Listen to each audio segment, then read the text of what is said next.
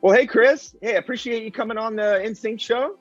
It's been a while. I wanted to get you on. I'm really excited about our conversation. Can you tell us a little bit about yourself and where you're from? Cory, we've wanted to connect on this for some time, so excited to finally be chatting with you on here. My name is Chris Audia. I'm from West Virginia. I'm a travel marketing guy. I serve a lot of different hotels across the country, and just really passionate about content marketing and kind of where things are going in marketing today. Fantastic. Well, you and I have had numerous conversations throughout the years, and I know both of us have that same passion. So obviously, we wanted to talk about short form video today, which is a huge topic. So much upside, so much opportunity. So I'd love to have you share what it is and why you think it's important.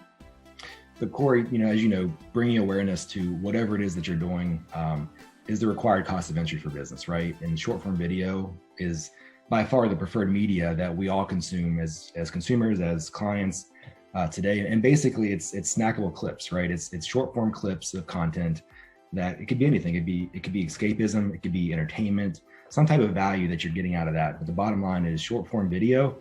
It's a massive part of marketing today and should be a massive part of our focus kind of going forward.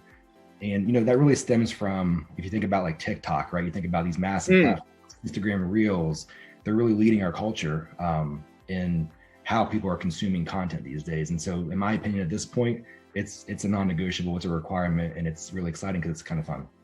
I couldn't agree with you more. In fact, as you know, I've been honing in a little bit more on the B2B side in all the opportunities, not just with value in terms of influential and informational content, but also on the video testimonial side.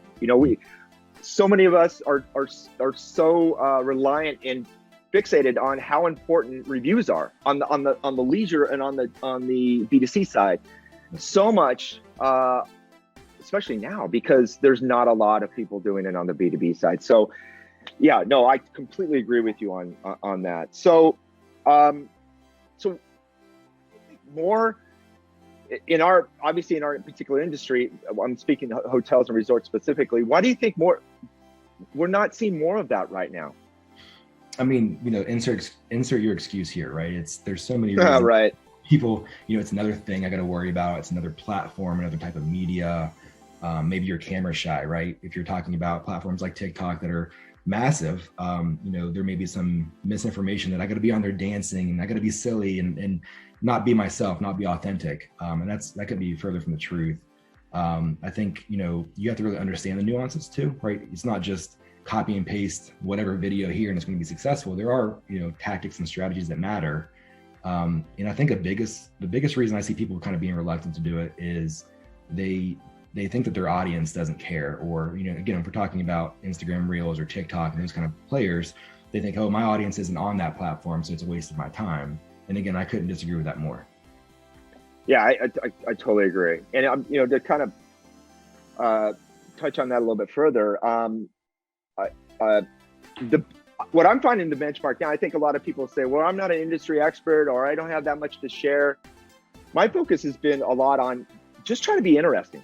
It could really be anything, to capture somebody's attention, to create that personal bond with somebody. And I think I'd mentioned to you my personal struggles on being able to put myself out there. It's been a real challenge to put myself up in front, center stage, on video myself. Real comfortable. Hasn't been a success for me in the past. So I took a great suggestion from you, and I've actually put together this show format where you and I are having this conversation. It's less of a focus on myself. I find it much more natural. I can pull this off, and I find that we're kind of feeding off each other, and that's how I've gotten a little bit creative on working around my own personal hang-up of doing short form video. So there's a lot of different ways, I think, especially if we're in sales or in a particular role, that we have that barrier, that blockage of, I just can't put myself on camera.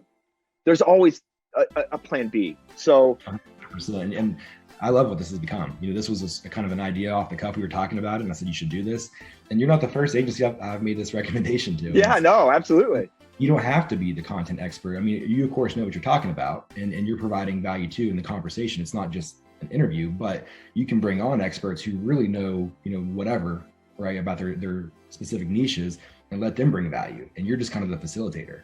So that's a great way to not be in the limelight, but still you are, right? Your brand, your face, your agency is still part of that. I mean, that's 100% a home run for you. Well, great point. And this pretty face, it's hard to resist that, right? I know I had to use the auto pretty filter on my Zoom, so match you.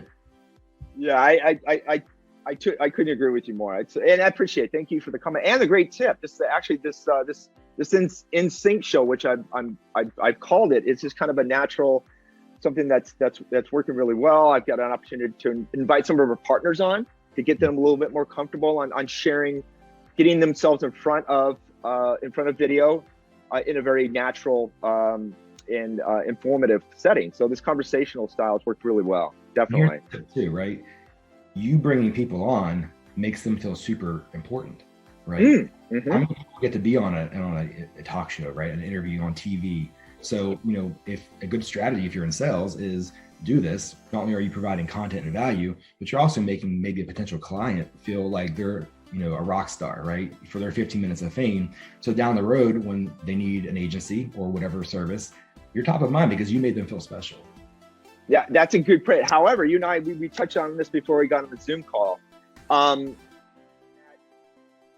of people that are trying to get into this personal branding or developing content for themselves have need to change up that mindset, right? And to come at it from a less self-serving, what's in it for me, versus really, I want to come in on here.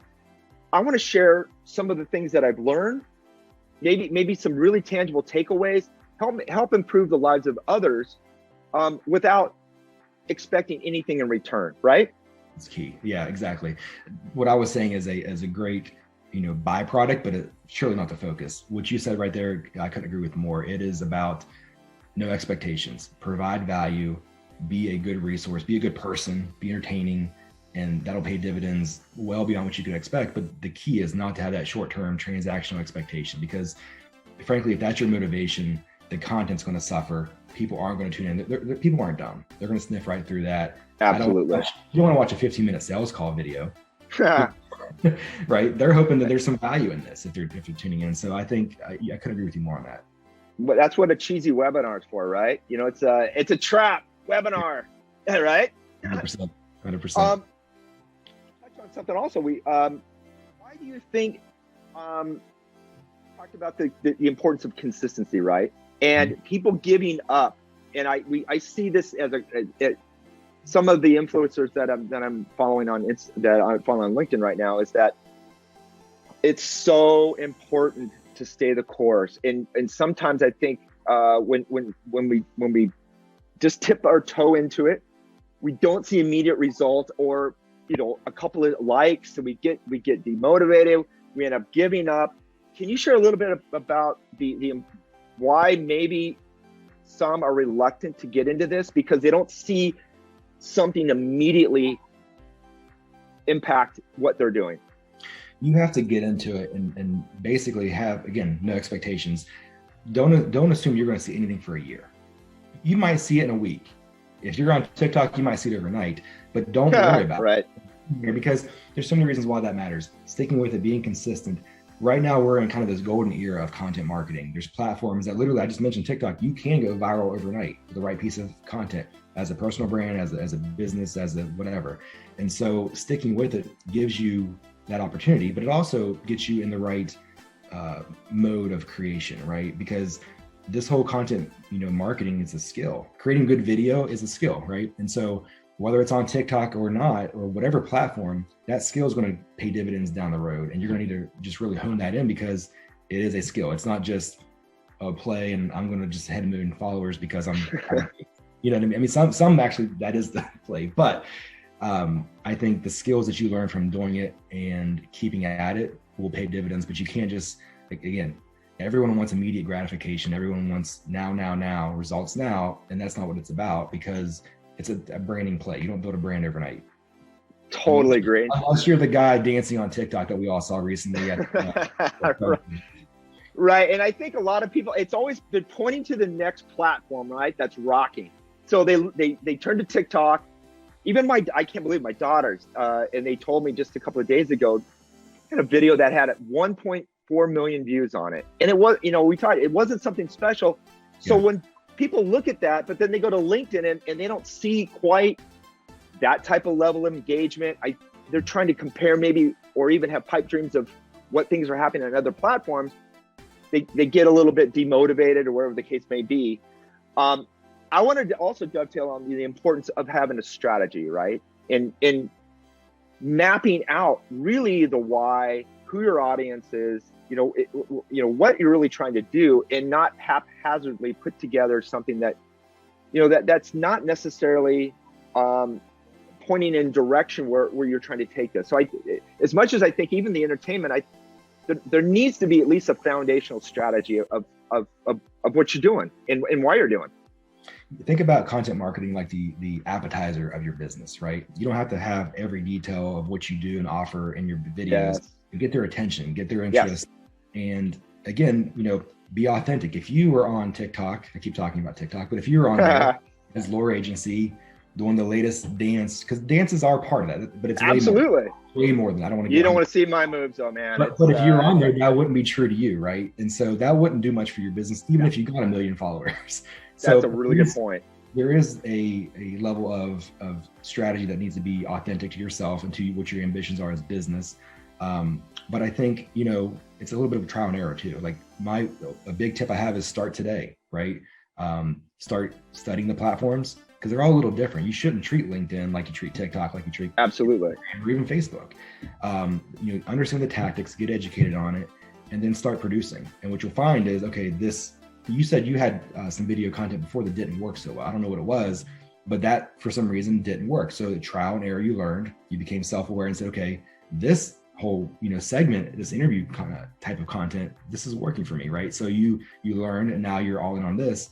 And you're also understanding that this also works quite well on LinkedIn, on YouTube, as both long-term and short-form videos. So I think just understanding your ambitions, understanding yourself and the platform is such an important part of that. And it requires homework. You got to spend the hours in the afternoon or evening or weekends or whatever, digging in, consuming, and not just consuming, because I'm vegetated after a long day of work. It's like, no, I want to actually understand, why did that work? Why does this video have 1 million followers? What can I learn from that, and how can I apply that to what I'm doing, right?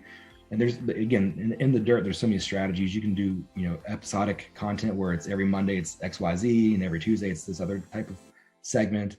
And it doesn't matter, because it all can work. You just got to be authentic to yourself and to your brand. Absolutely, I completely agree. And ironically, getting back to that B2B element. In fact, you kind of peel back a little bit later on, the question 3 I was going to ask you about tips and strategies, but you hit it right on the head. By doing what we're doing right now, exactly, is that I'm going to help you and our conversations. Ultimately, some people that are part of your community are going to see my space for the first time, only because you and I are having this conversation, right? Sorry. So hopefully, right, and hopefully by not offending them, and hopefully I say something that might say, well, hey, Cory said something that was interesting. That's part of your tribe. Conversely, even on my side, somebody's going to see this video, not know who or had met you on LinkedIn before. Ultimately, there could be an opportunity where you guys connect on LinkedIn, and suddenly we're building community based on some things that we brought up in this very conversation right here. So, complete. And I can, a second tip too. So, not only is starting it massively important and being self-aware, but I think if you look at how to be efficient, we kind of touched on that before. Yes. Who fall off the wagon, because it's work to do content marketing, right? Even this, this isn't high production. We don't have a camera crew. We're sitting at across the country right now. You're in California, and we're having a conversation through our computers. So cool. Very low tech, and it's amazing. I love this. But even still, there's time to post-production. There's time to do all that. So what I think is, if you could be more efficient, that's going to help you stick with it. And so I love what you're doing here. I mean, this whole, let's have a conversation. It's considered, longer form content, right? So then you get that pillar content that you then go through and slice up into little snackable content marketing vignettes that by themselves bring value, right? There may be a little hot take that you gave in question 2 that makes a great post on LinkedIn. And then next week you've got a question, or you take a hot take from question 3. There's another piece of content from one sitting down, one conversation. So you really got so much more out of this one engagement, one piece of long form content. Now you walk with maybe 5 pieces of video. You could even take some of this and maybe translate it to a blog. You can take the audio, put it on a podcast. I mean, there's so many things you can do from this one little exchange. And so I think, not getting so caught up, and I'm going to make, I heard someone say that ideally you make 4 pieces of content on TikTok a day to get the most out of it. 4 pieces a day, people aren't making 4 pieces a week, and so totally, you got to do what you can do, right? Everyone's got other fires, other responsibilities, limited time. So I love this method that you're doing right here, which is have that longer form video, cut it up, and then you suddenly walk away with several pieces of content. So you're getting more bang for your time. Absolutely.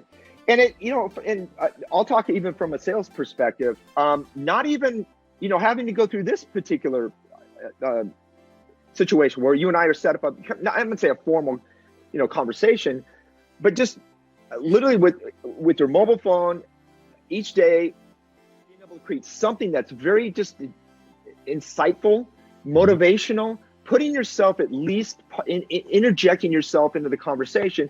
And what I try to tell, some of our the sales people that we work with, I consider, and I'm using LinkedIn in particular. I know from there's so much opportunity, and we talked about TikTok. We'll broach that subject later. I'm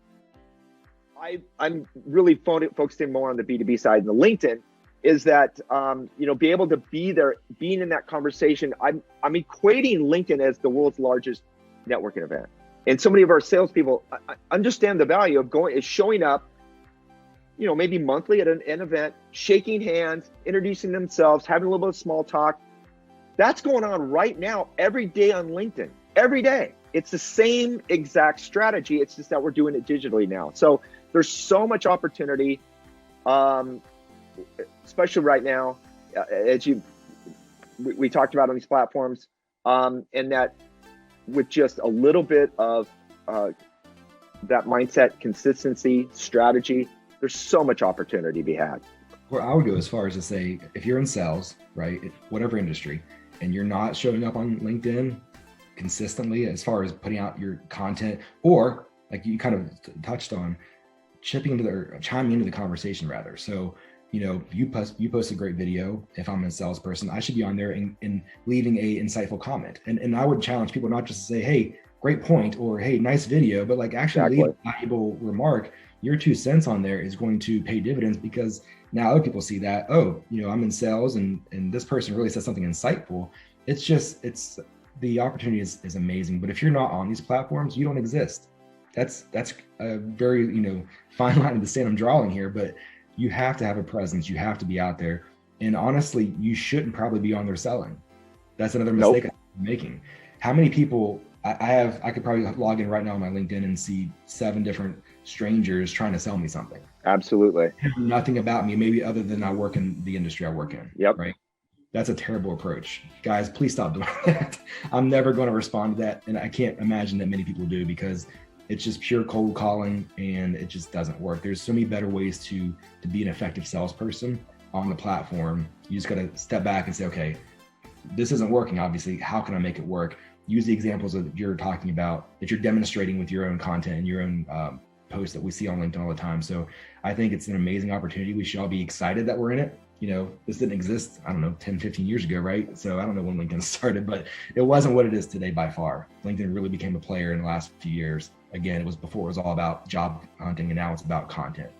So I implore everybody, please spend time, think about your content, your personal brand, and just be on there, be present, show up to the party. Completely agree. No, that's some great insights right there. Well, fantastic. Hey, what would be a small takeaway or some secret sauce that Chris Audia can bring to the table here? Would you be surprised if I talked about TikTok? Because in one man's humble opinion, I really think that it is becoming the biggest opportunity, at least in B2C marketing, that we've seen in the last 8 to 10 years. probably since Facebook, like, what was it called? The fan pages back in like, I don't know, 2012 or 13. Yes, fan pages. So there are moments in marketing where you go all in. I believe we're in one right now. I think, I think it was just at the turn of the year. I don't know if it's still consistent with that, but they had said that TikTok took over the #1 spot for the most popular domain. That means over Google, over everything. Yes, sir. So, and what that means is content marketing is more important than ever. And it's TikTok specifically, and I also would say Instagram Reels. But these platforms that are enough scale, they're hitting enough people. The organic content is getting massive reach. The ads are wildly underpriced. And so my encouragement is for both sales and marketing people, produce content, get out there, get your hands dirty, start tasting it, understand it, learn from it, and then watch what happens, because you're going to see, and by the way, you may not pop on TikTok or Instagram Reels, but the skill set you learn from making compelling storytelling videos will pay dividends way past these platforms.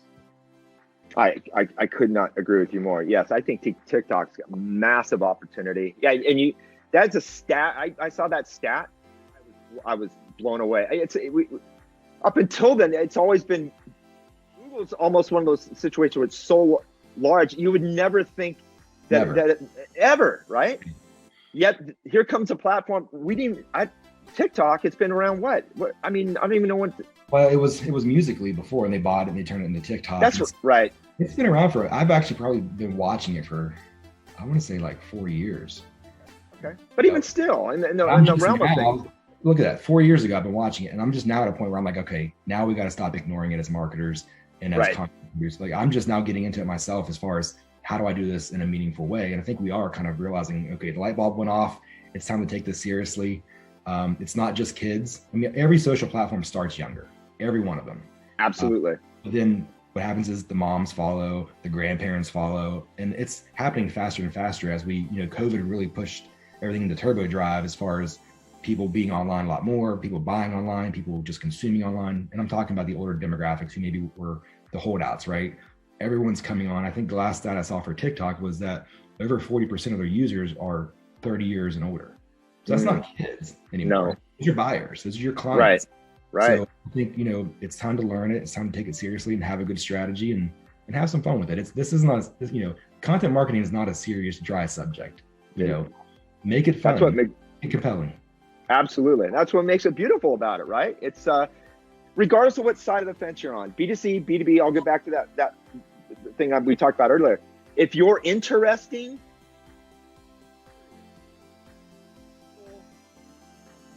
they're going to want to come see you. They're going to want to be part of your tribe. And I think that's what makes TikTok so captivating. And that you don't need sophisticated tools, and there's just so much creativity. There's people that are writing these amazing little skits, and just using their raw creative ability to do this. It's just something that's really inspiring. Definitely. I saw a person, he was a VP of sales on there, and his content is shot with this. He's in his car, usually talking to the phone. Yep. Very tech, right? And he's talking about, he's really speaking towards sales professional. He's like, hey, directors of sales and marketing, on your next one-on-one conversation, here are 5 tips, right? Or it's stuff like that. Right. It's not some product, but he's giving you advice, business advice on TikTok. So it's not all just pure, mind-numbing entertainment, right? There's value you can learn how to cook. There's anything on TikTok. But Absolutely. Again, I don't want to just say TikTok only. I think Instagram Reels. I think video on LinkedIn. I mean, if you're watching this, you're probably watching this on LinkedIn right now. So I think all the platforms have a play, and it's just a matter of getting in there, doing the right thing as far as what's true to you, true to your business, and have fun with it. And to dovetail on that, if somebody's already, most everybody in the B2C area is in Instagram Reels, right? What's the harm of repurposing some great content to TikTok? I mean, and that's a I'm not even start. Yeah, I'm not even seeing quite that I still hesitation with that. But repurposing is that is even one thing that I see with the challenge is not taking that one piece and be able to repurpose it across some different channels. So that would be an easy way to start, right? Yeah, you can, and maybe there's some ways you optimize it a little differently, because maybe there's certain hashtags, certain sounds that you should be using more than others. Right. They all have their own nuances, but I think an easy way is if you're already doing Reels, And I actually had the same conversation a couple weeks ago with a colleague. I was like, and they were doing a great job on Reels. I said, what are you doing on TikTok? Nothing. Why? Dude, I mean, you're already there. Now, could you do more than just that? Of course. But that's a great first step, is absolutely content. And maybe it's not even a reel. Maybe you just have some great video already. If you're a hotel and you've got some great content you shot for whatever you want to use it for, take that then and slice it up and put that on both Reels, TikTok, wherever. I mean, there's Facebook and Instagram and you know, maybe even Twitter. I don't know. Is there a video play on Twitter? I don't dive into Twitter nearly as much, but my point is there's so many platforms that have a massive audience that, you know, you should have a presence on, and try to make it easier on yourself by doing what you're saying. You know, respect the nuances, but also there is some art to repurposing in a way that, you know, will still work on both platforms. Absolutely. Yeah, and what you just brought up about a good idea. I know you and I are both huge advocates of Flip2, and how important and how beneficial user-generated content can be. Imagine we had something similar like that for video, because some of the best video clips comes from the most incredible video clips I've seen have been from guests and from users on Instagram. It's like, wow, you know, it's just something that are just, it comes from the heart, very authentic, very raw, and to be able to use that. So that would be an amazing opportunity for people to capture that. I know video is much more of a challenge, but yeah. So Ed, shout out to you, and there's your next phase for Flip2. And we've talked about it, but it's not only that, I guess when curating, you gotta have to go through the video, make sure it's, you know, obviously appropriate and whatnot. I know it's a little bit more of a challenge, but having UGC video would be incredible opportunity to create some really engaging short form video. So 100%. We've seen that work so well with static photos. Right. Even still today, I mean, we're talking about video, but even still, that play right there, if you're a hotel, you're taking quality user-generated content and making that your ad. You know, maybe it's a slideshow of pictures if it's not a video.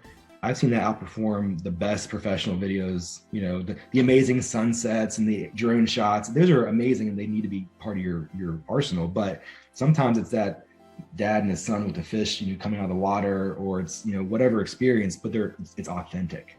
That's why it works. I just thought of a really cool campaign, a POV campaign shot from the perspective of the guest, all shot on UGC video. That would be incredible. I'm doing that right now for pictures, so we need to just adapt it to nice. I need to eat dog food here, right? That's a phrase I've heard a lot, that, you know, practice what you preach, right? And so I love it. Yeah, it's amazing how well quality, you know, user-generated content translates, because people believe it. They don't. You know, there's always that skepticism of, oh, this has been edited. This has been Photoshopped. It's been enhanced with the coloring. Especially now, right? Yes. So that there's a filter on it, right? So that helps just people, I think, understand, okay, I believe that, and I want to experience what they're experiencing. That smile that they have, I want that too, right? Exactly. That is so important. Absolutely. Whatever. Right. We got to go call Ed. Let's get on this. Yeah, right. We got it. Yes. That's what's that? Release 3.0. That would be amazing. So well, hey Chris, this has been an awesome combo. I can't wait for our next one. Thanks for coming on the show. Pleasure's mine, Cory. Appreciate it, man. Have a good day. All right, brother. Take care. Have a good one.